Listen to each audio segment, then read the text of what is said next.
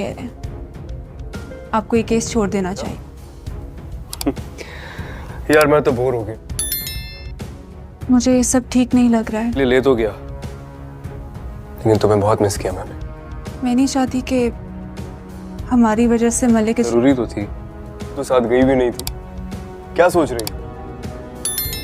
आप पहले ही मेरी वजह से। ड्रामा सीरियल मन मस्त मलंग की नेक्स्ट एपिसोड में दोस्तों आप देखेंगे रिया की बहन की साजिश कामयाब हो जाती है और रिया कबीर को बताए बगैर वापस अपने घर चली जाती है।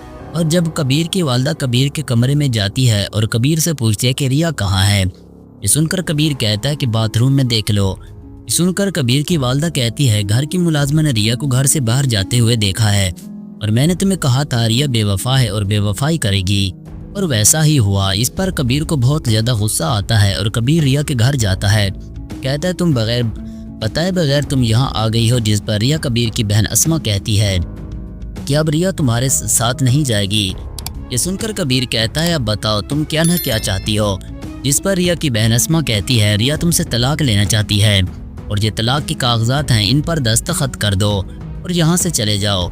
ये सुनकर कबीर रिया से कहता है मैं तुमसे सच्ची मोहब्बत करता हूँ और कभी तुम्हें तलाक नहीं दूंगा।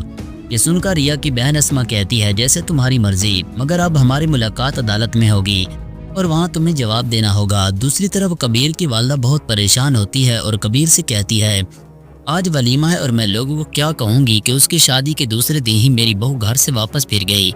इस पर कबीर अपनी वालदा से कहता है कि रिया भागी नहीं है बल्कि वो मुझसे तलाक मांग रही है, क्योंकि उस किसी ने रिया को कहा है कि मैं उसे धोखा दे रहा हूँ और शादी के चंद दिनों बाद उसे तलाक दे दूंगा, इसलिए रिया ने ये सब कुछ किया है। इस पर कबीर की वालदा कहती है अब बताओ कि वलीमे का क्या करना है। ये सुनकर कबीर की भाभी वफा कहती है आप उसकी फिक्र मत करें, मेरी बहन को दुल्हन बनाकर हम वलीमे में ले जाएंगे और कुछ देर बाद हम बहाना बना लेंगे कि दुल्हन की तबीयत खराब हो गई थी और डॉक्टर ने रिया को आराम करने को कहा है।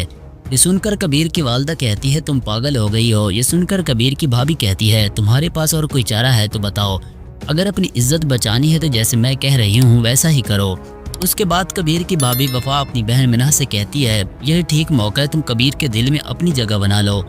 दूसरी तरफ रिया की बहन अस्मा रिया से कहती है तुमने बहुत अच्छा किया और अब हम कबीर के घराने को बर्बाद कर देंगे। ये सुनकर रिया की दोस्त काशिफ रिया से कहता है कबीर रिया से सच्ची मोहब्बत करता है और कभी रिया को धोखा नहीं देगा।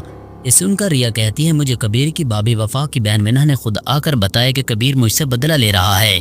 दूसरी तरफ वाजिद अस्मा को कहता है कि तुम रिया से तलाक पर दस्तखत करवा लो और जब कबीर कोर्ट में जाएगा तो कबीर के खानदान की बहुत बेइज्जती होगी।